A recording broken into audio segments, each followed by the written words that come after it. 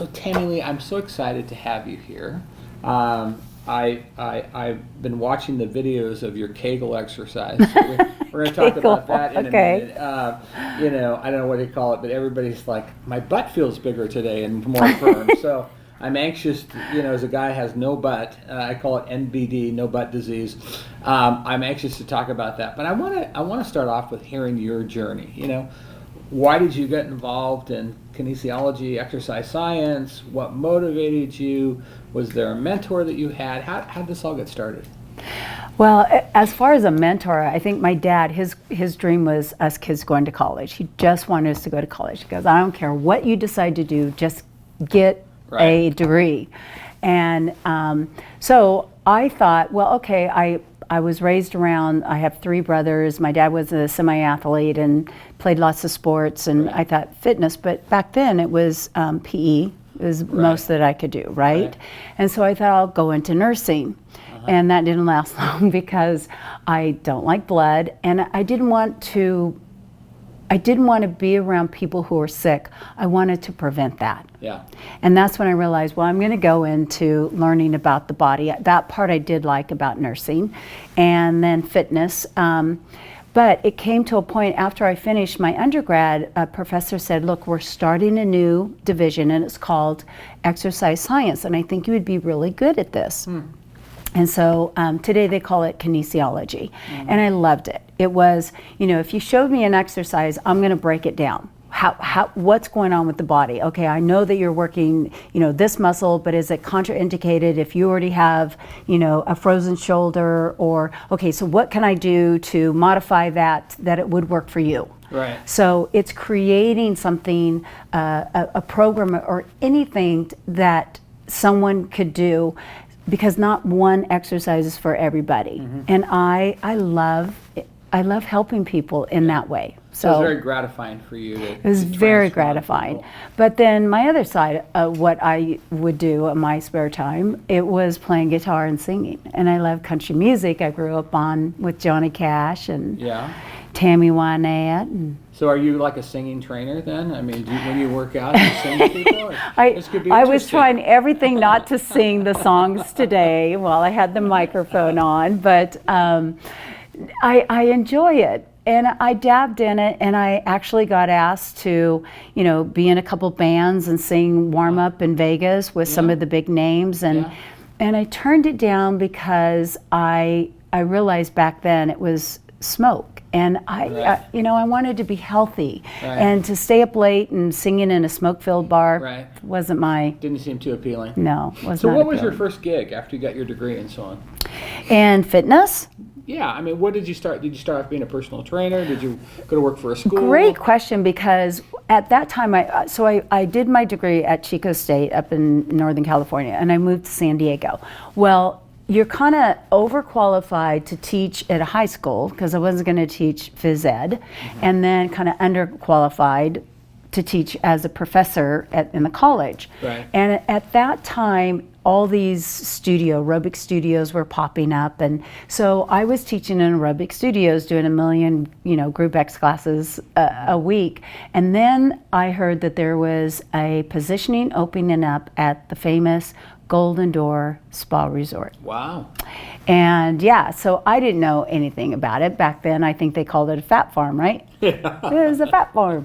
And people paid thousands of dollars to come in there for a week. So I went there, and I remember you had to work for a week almost, I think, without any pay, just to see if they like you and the guests liked you. And by the way, the owner is Deborah Zake, who is turning 100 next month.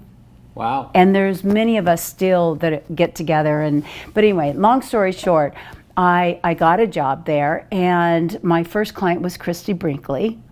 And that's when she was dating Billy Joel. And so anyway, you become this personal trainer to the guest, and you teach classes, but you also have to create the guest program, and you send them home with a program, the music, the whole bit. So are you interviewing them? Are you developing a profile for them about what kind of exercises work for you, what kind of injuries you've had in the past? Exactly. What are you trying to accomplish? What would be a typical interview?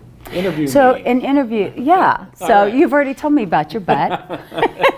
Yes, So my NBD, yes. yeah. So first of all, we always have you fill out a health Assessment questionnaire because I need to know what medications you're on. Right. Are there any existing injuries? Have you had any previous surgeries? What Right. do you have back end problems?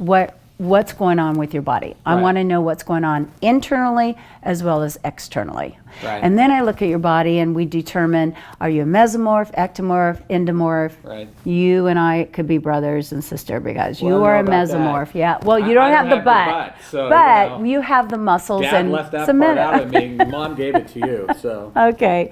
So we look at your body type and then what your goals are. Right. What is it that you're wanting?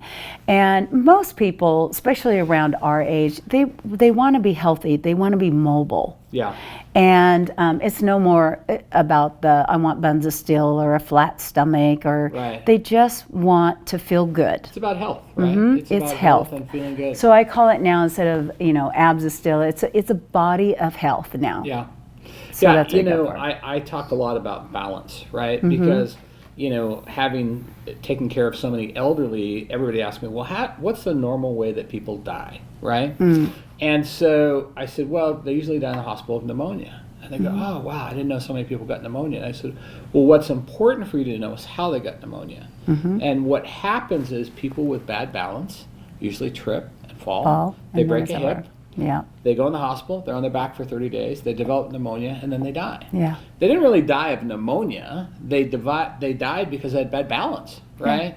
So do you train a lot on balance exercise? I have the balance board at home, the Bosu ball. Always. My trainer has me stand on, on one foot for 2 minutes. Yep. I can't do 2 minutes, by the way. We did balance today Yeah. in our little session. So what would be some tips for people on balance? So the first thing that I do, and we did this today, but is trying to get them to also understand the brain, the neuromuscular, and the brain to work with the body. So it's not just arm wrestling or I can balance on one leg.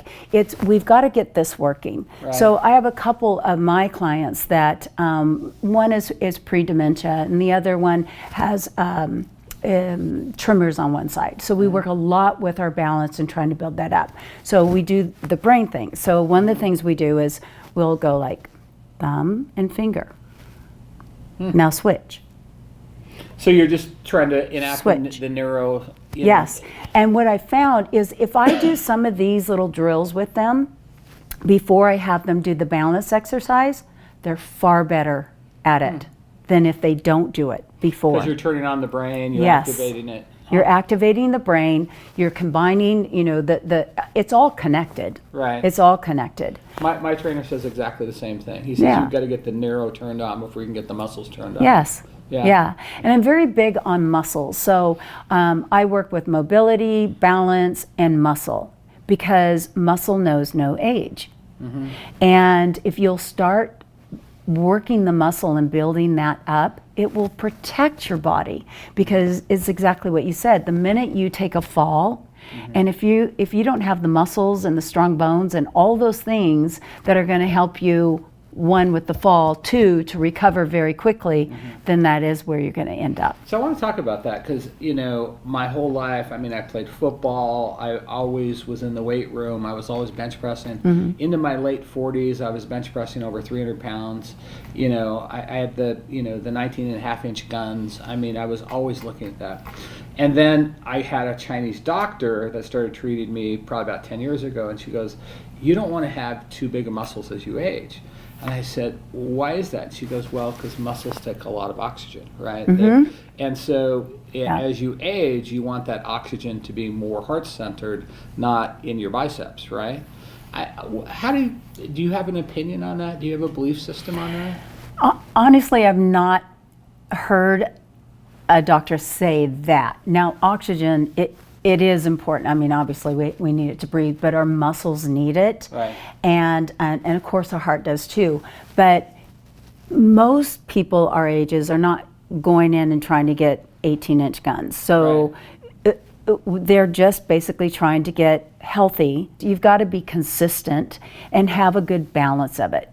and you said the word, is balance with everything. It's not one or the other. But I don't think, I mean, do you have 18-inch guns now? No, they're like 13 and a half now, so maybe 14 on a good day. Okay, but I also, because you're already so fit and you have the muscles, that's supporting all of that.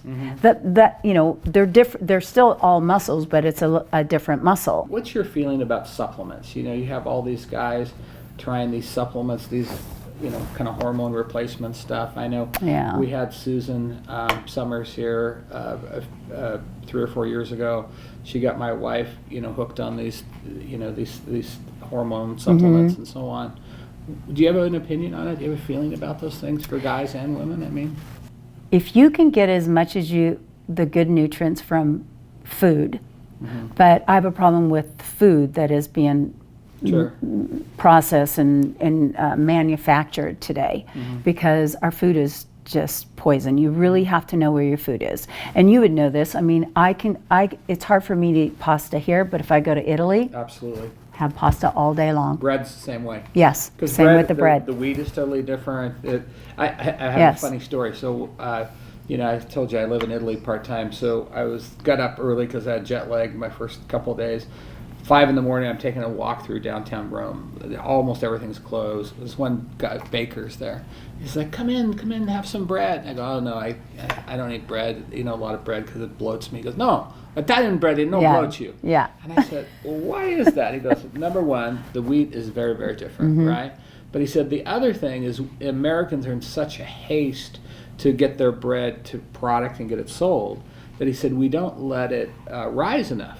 And he said, so one of the problems with American bread is we shorten the rising process. So he said, sometimes the bread is rising in your intestinal tract. Right?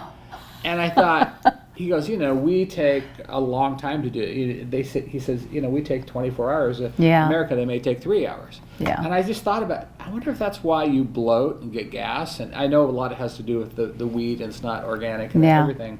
But it's interesting to me to think of that concept, because if you think of yeast rising, you know, you're bloating, right? Yeah. So that was fascinating. Well, you can take a whole loaf of Wonder Bread and pack it down to like a hard ball, just like this. Can you believe we grew up on that with a whole plate on the middle of the table? Yes. I know. And it was, there was all these metaphors. It was the bread of life. It was, you know. They'll tell you anything. Winner, right. Yeah, but back to the supplements. I do take supplements, but you also, just like anything, you have to look at where is it coming from. Right. What's in it? Because there's a lot of product out there that is just not what they say it is. Right. So you have to do your homework. So I know, you know, in my research on nutrition and so on, I get my blood tested every 2 to 3 months. And because, you know, your body changes with the seasons, you know, taking a multivitamin is kind of useless, right? Because it may have things in it that you don't need, and you may have needs that doesn't have in it. So what I have found is when I get my blood tested, then I take it to my nutritionist, and then she sends it to a compounding pharmacy. Yeah. And I get my own supplements. Do you do that? Yeah. You know, I haven't done that with my supplements, and I did do that with when I was going through menopause, the whole bioidentical. Yeah, that's my because wife does, and it did make a difference because I tried everything natural. Right. And then when I went into bioidenticals, there were some things that didn't, like the cream that they would give you, I'm like, it's not working. But then when they put it in more in a capsule and change, it's all the compound. It's what it's right for your, it's personalized. Right. Then it worked. Yeah. Then it worked. So yeah, I mean, doing that with vitamins too would make sense, right? Yeah, and you know, and then I get tested after I take these for 12 weeks, and my panels are totally different. Really? You know, so I mean, that's been a game changer for me, and it's not that expensive. I mean, I think for a quarter, for 3 months of drugs, it's $300. So you're paying about $100 a month. That's not bad at all. Super reasonable. Okay, but I got to get that information. Yeah, but that's been a game changer for me. I want to talk about as you age, how exercise changes, right? So again, I was a heavy weightlifter. I loved playing rugby. I love contact sports. I wrestled, boxed, I mean, all those things, right?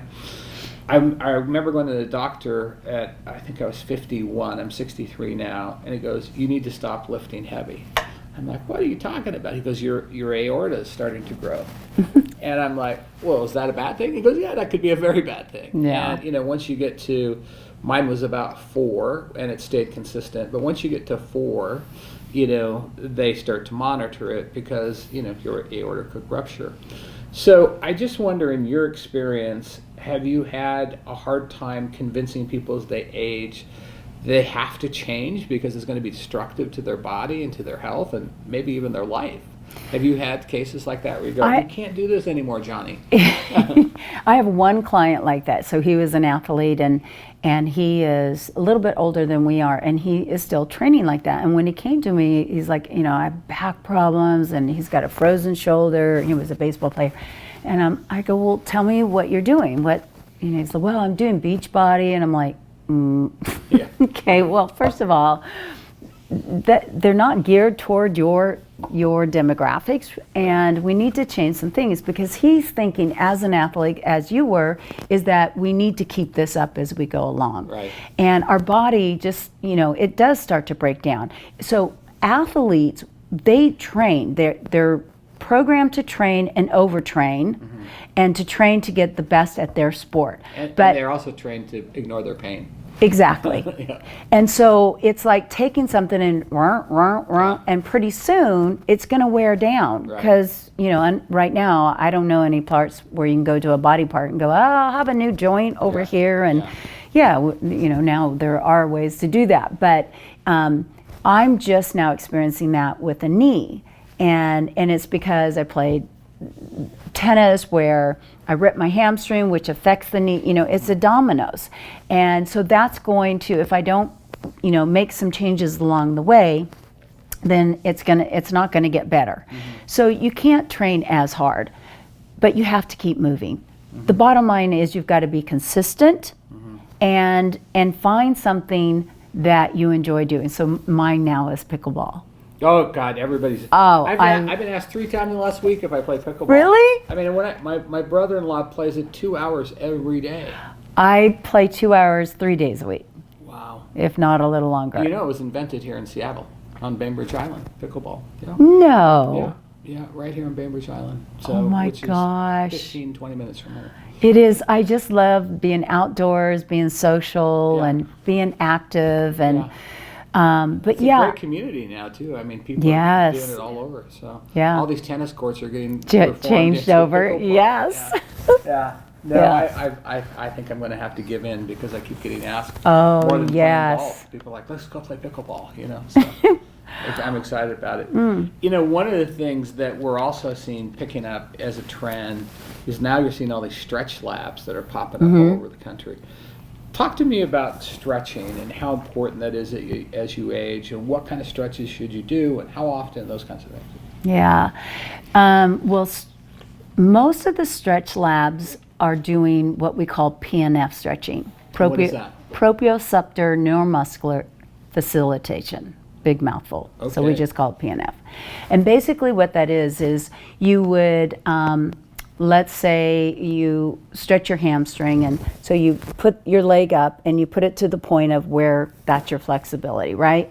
And then you apply a resistance. So in the case of a stretch lab, there's a person pushing, but you could do it on yourself. So if I stretch my leg up here and I put my hand here and I push down with my leg, but I'm holding here, so the proprioceptors, which fire throughout our entire body, are firing. And so you're pushing against an isometric block, right?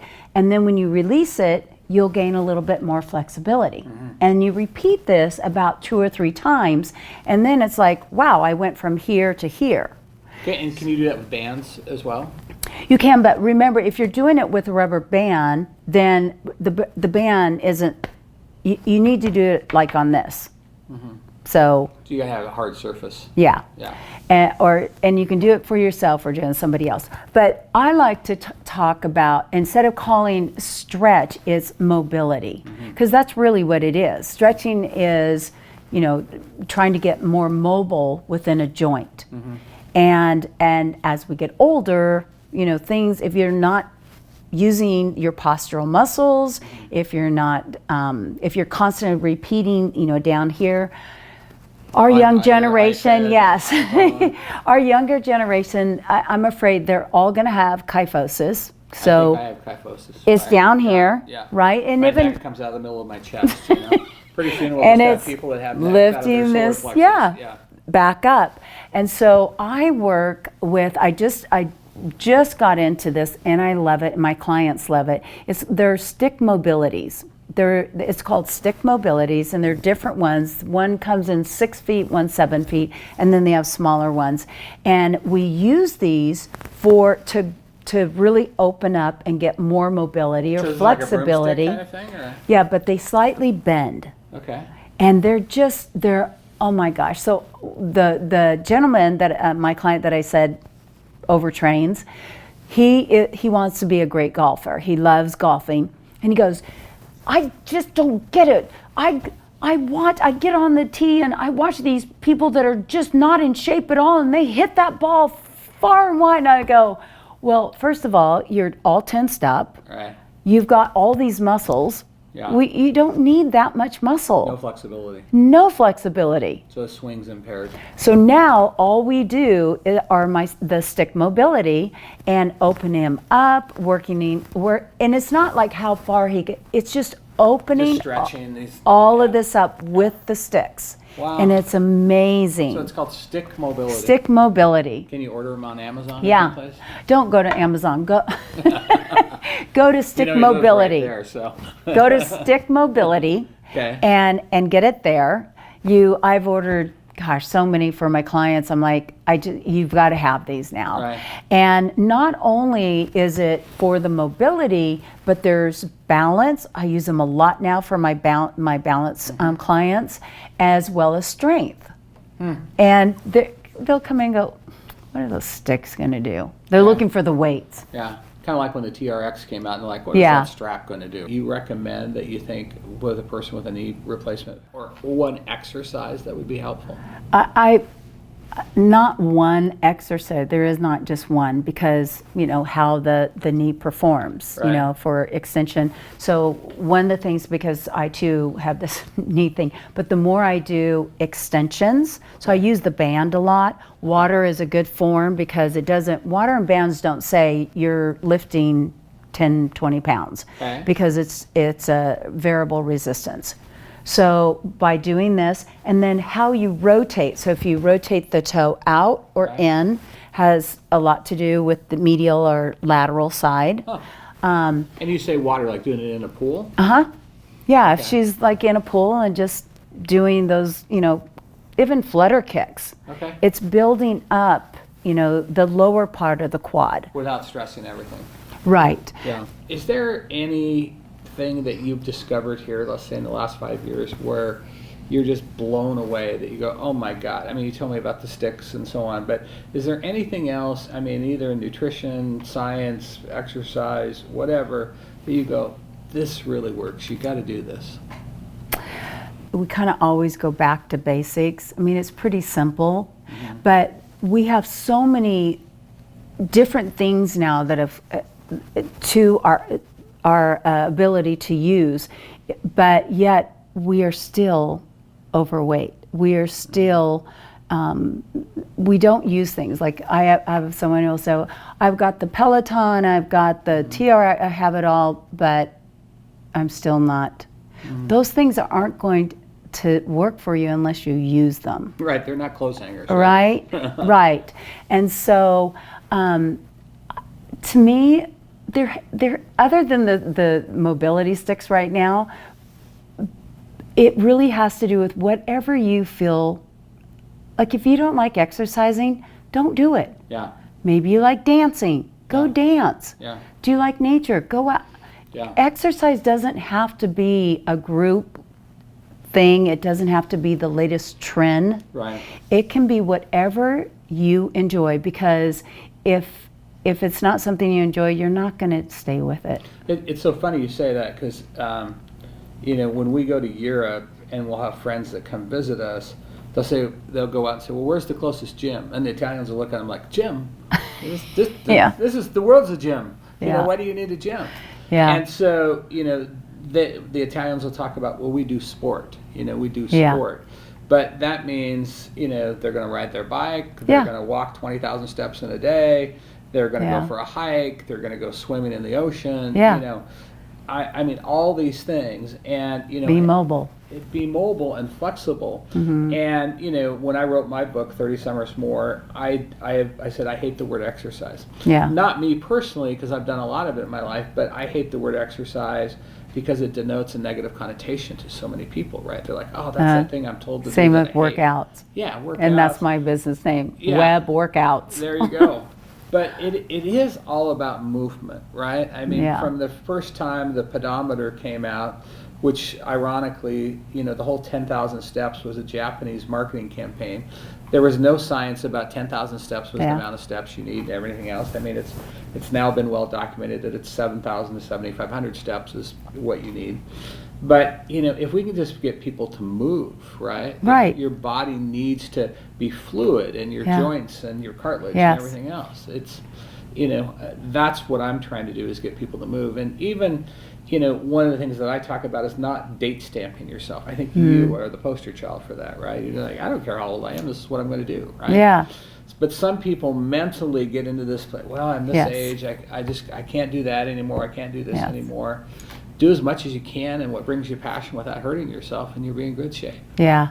The minute you sit down and decide, I need a wheelchair, I need a walker, it usually goes downhill from there. Right. And women are so weak upper body that it's all about, you've got to get this strong. Don't you want to be able to lift yourself up? Don't you want to be able, like I had someone today, she goes, I can't lift my suitcase up on the overhead in the plane. A lot of women can't. Really?